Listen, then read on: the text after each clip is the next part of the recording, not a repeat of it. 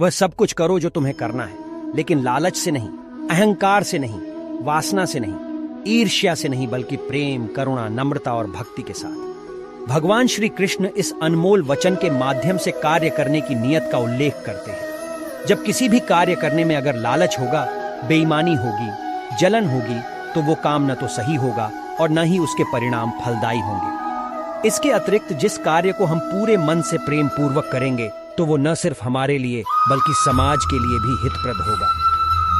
नर्क के 3 द्वार हैं, काम, क्रोध और लोभ। जो व्यक्ति कामी प्रवृत्ति का होता हो, जिसके मन में लोभ होता है और जो अत्यधिक क्रोधी स्वभाव का होता है, उसके लिए नर्क के द्वार सदैव खुले होते हैं।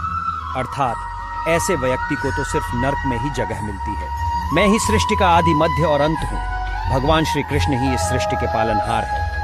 वही इस संसार की शुरुआत थे, वही मध्य और वही अंत होंगे। जो आप जो चाहते हैं उसके लिए नहीं लड़ते हैं, तो जो खोया उसके लिए मत रो। मनुष्य सब कुछ चाहता है, पर सब कुछ उसे नहीं मिल सकता। आपको जो नहीं मिला उसके लिए पश्चाताप मत करो, और जो आपसे खो गया, जो आपसे अलग हो गया, उसके लिए निराश भी मत हो। मैं सभी प्राणियों के हृदय में स्थित आत्मा हूँ। मैं सभी प्राणियों का आदि, मध्य और अंत भी हूँ।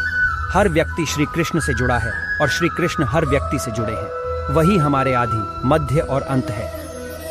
ठंड या गर्मी, सुख या दर्द का अनुभव करें। ये अनुभव क्षणभंगुर हैं। वे आते हैं और जाते हैं। उन्हें धैर्यपूर्वक सहन करें। समय एक सा नहीं रहता।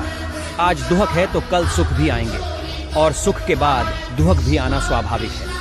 आपको पूरे धैर्य और श्री कृष्ण पर विश्वास के साथ अपना जीवन निर्वाह करना चाहिए। सत्य कभी नष्ट नहीं हो सकता। अच्छा करने से नहीं डरना चाहिए। लोग अक्सर सच कहने से बचते हैं या डरते हैं, पर सत्य कभी छुप नहीं सकता और न ही कभी मिट सकता है। कितना भी छुपा लें, पर सच तो उजागर हो ही जाएगा।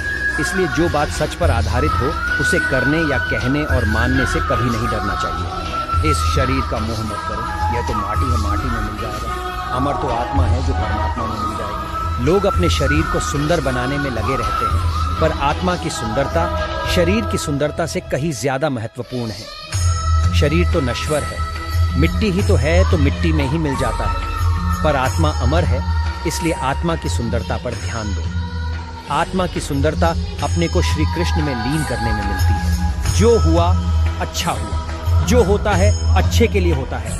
कभी कभी विपरीत परिस्थितियां हमारी वर्तमान स्थिति को अच्छा करने के लिए आती हैं। मन चंचल है, इसे और संयमित करना कठिन है, लेकिन यह अभ्यास से वश में हो जाता है। मन चंचल होता है, यह इधर उधर भागता है और किसी भी कार्य की एकाग्रता का दुश्मन है। लेकिन यदि यह व्यक्ति के वश में हो जाए, तो इससे अच्छा कोई मित्र नहीं है। मन को एकाग्र करना जरूरी है, बस थोड़े से प्रयास और अभ्यास की जरूरत है। मेरे लिए न कोई घृणित है और न ही कोई प्रिय, न कोई निर्धन है और न ही कोई धनी। बस जो भक्ति भाव के साथ मुझे याद करते हैं, मैं उनका हूँ और वो मेरे। कृष्ण कोट्स श्री कृष्ण उन्हीं के हैं जो श्री कृष्ण के हैं। भगवान तो बस प्रेम, भक्ति के भूखे हैं। जो भी उनकी भक्ति में लीन होता है, जो भी प्रेम से उन्हें याद करता है, वो सदैव उसका कल्याण। मैं हमेशा तुम्हारे साथ और तुम्हारे आसपास रहता है, चाहे तुम कुछ भी कर रहे हो। जब भी आप कोई बुरा कार्य करते हो या अच्छा कार्य करते हो, आपको लगता है कि कोई देख नहीं रहा, तो यहाँ श्री श्री कृष्ण कहते हैं कि तुम जो कुछ भी कर रहे हो, मेरी दृष्टि सदैव तुम पर है। इसलिए आप यह मत समझे कि आप अकेले हैं, आपके साथ श्री कृष्ण सदैव है। जो कुछ हुआ अच्छे के लिए हुआ। जो हो रहा है अच्छे के लिए हो रहा है। जो होगा वह भी अच्छे के लिए ही होगा। जो कुछ हुआ अच्छे के लिए हुआ। जो हो रहा है अच्छे के लिए हो रहा है। जो होगा वह भी अच्छे के लिए ही होगा।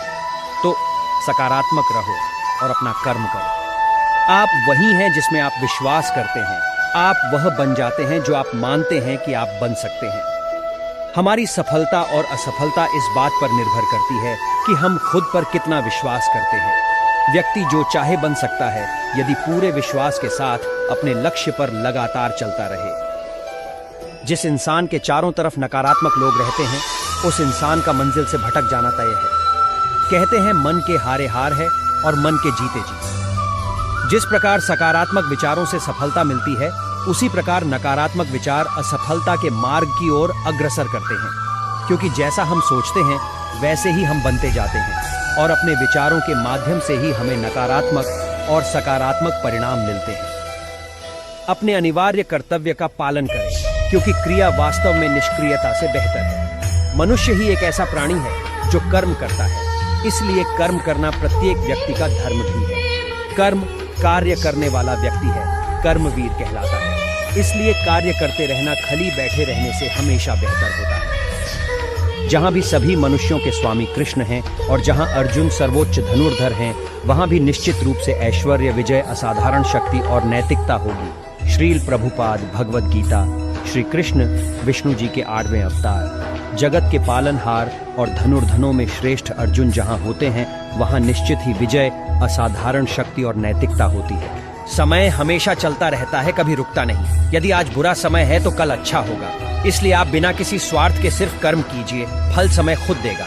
न तो समय रुकता है और न ही एक सा रहता है। बुरा समय हो या अच्छा समय बदलता जरूर है। आज बुरा है तो कल अच्छा, और अच्छा तो फिर बुरा समय जरूर आएगा। सुख के बाद दुख और दुख के बाद सुख आते जाते रहते हैं।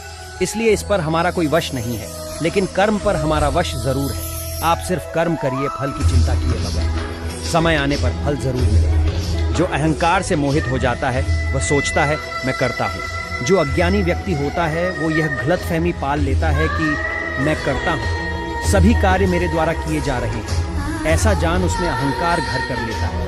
परंतु इस श्रेष्ठ में जो भी हो रहा है वो तो प्रकृति द्वारा किए जा रहे हैं। अज्ञानता के कारण व्यक्ति में जो मैं का अहंकार जन्म ले लेता है तो उसका पतन होना निश्चित है। मैं किसी का भाग्य निर्माण नहीं करता, हर व्यक्ति अपना भाग्य स्वयं बनता है।